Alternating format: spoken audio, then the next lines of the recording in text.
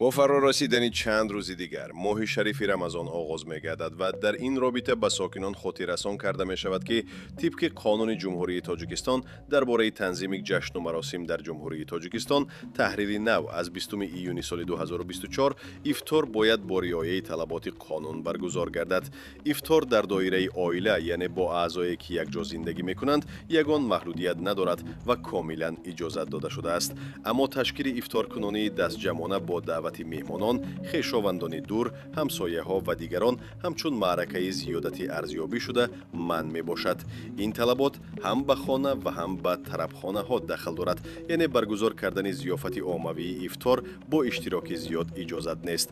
مسئولین توصیه می‌دهند که از اسرافکاری و خودنمایش‌دهی خودداری کرده مبلغ به کارهای خیر، کمک به یتیمان، معیوبان، پیرانسالان و عائله‌های نیازمند روانه کرده شود، زیرا رعایت قانون برای هر یک شهروند حتمی است.